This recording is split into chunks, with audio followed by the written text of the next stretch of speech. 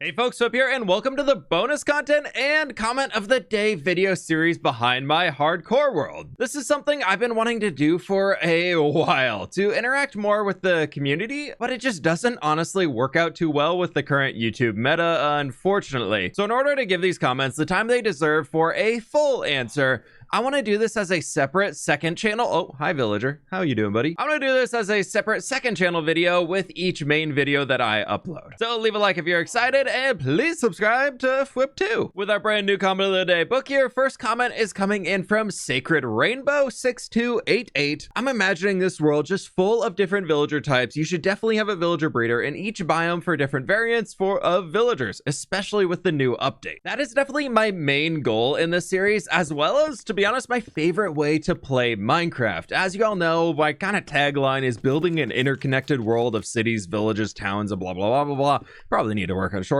that thing. But anyways, the entire goal of this hardcore series and the 5-year survival world I had of building with fWhip is to do just that. To build different build styles, different cultures, and villages and cities all over the world with roads linking them up. And I'll be honest, the village and pillage update was my favorite update Minecraft ever did for this game, because it made villages and villagers, more importantly, unique for all of the different biomes. And I absolutely love it so very much. And that was the update where I really fell in love with the survival side of this game. I was a creative builder beforehand, but that just kind of brought survival into this whole new light for me, and I just really absolutely fell in love and haven't really looked back at all. But yes, that is 100% the plan eventually, and I'm a little sad with 1.20.2 releasing and those experimental changes not coming into fruition. I understand they need a little bit more time to work on and kind of flesh things out, so I'm happy they held it back, but I'm also sad because that was going to give me such a good excuse to do so many more village transformations, which I was really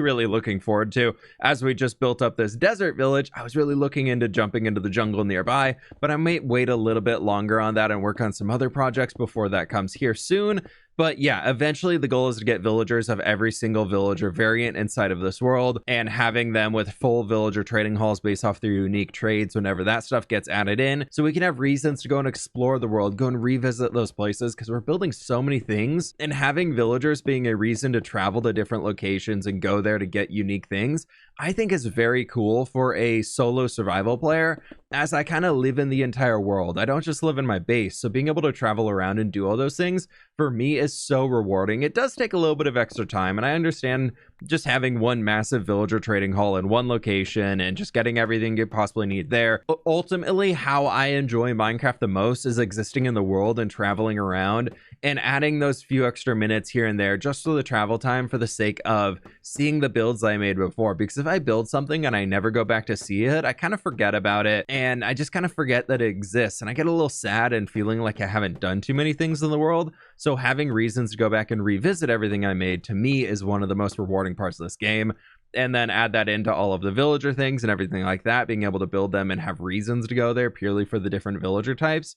That is so fun for me. Now, our second comment for the day coming in from user blah blah blah blah blah blah blah. I'm assuming their YouTube name got removed or just never updated, so they just get that fancy one up there. But they said, would it look good to give some of the small windmills higher and narrower sails for more variation? For those who don't know, I'm assuming they're talking about these little windmills we made over here for the irrigation system within our farmland region. And I thought on this one I'd kind of respond on the topic of variation within Minecraft, because it's a really just like hot topic right now, and it's one of those taglines and fancy things that people just throw out there. They're like, what can I do to be a better builder? And people are like, add more variation. And that's not really true.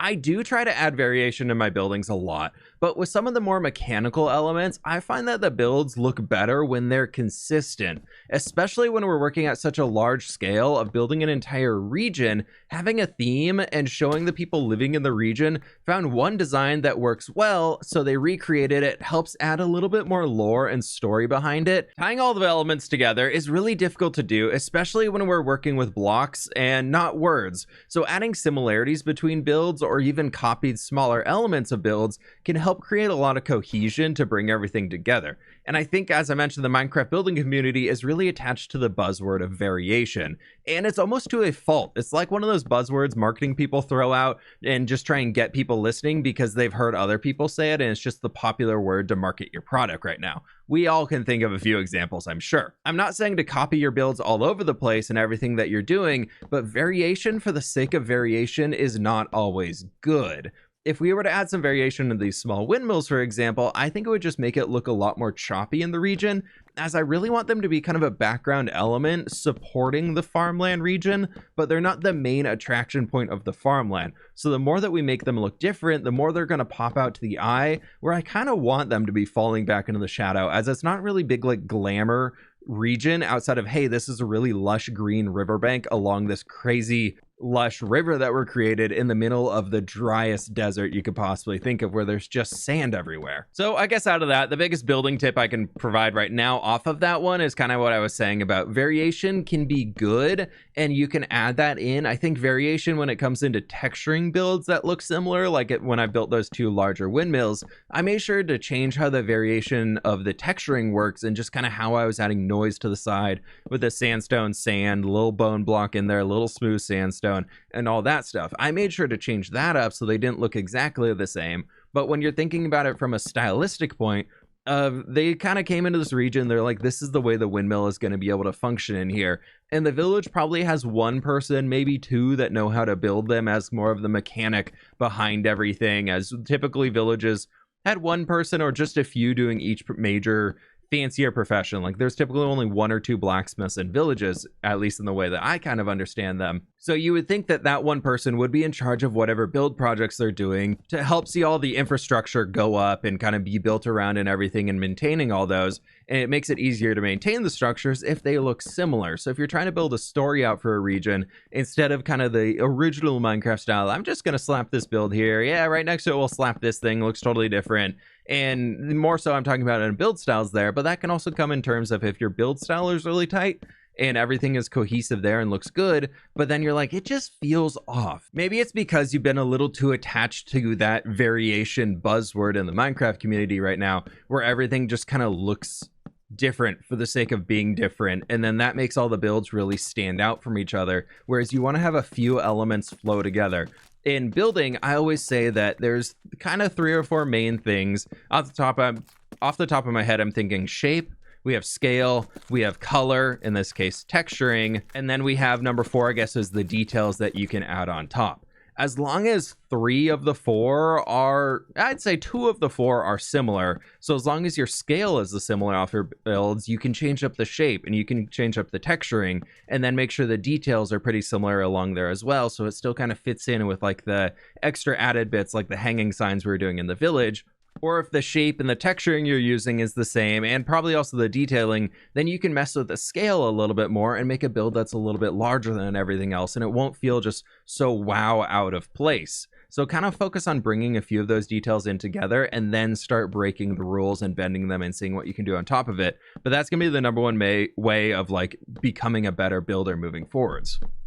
I'm definitely rambling at this point, so if you want to have your comment featured in one of these videos, leave it in the comment section of the main video or over here, and I'll try and read through them and pick out 2 or 3 in every single episode that we can respond to and keep on going like this. So I hope y'all did enjoy. Leave a like if you did, subscribe if you're new, and I'll catch y'all on the flip side. Flip 2 side, flip side. Flip side works better.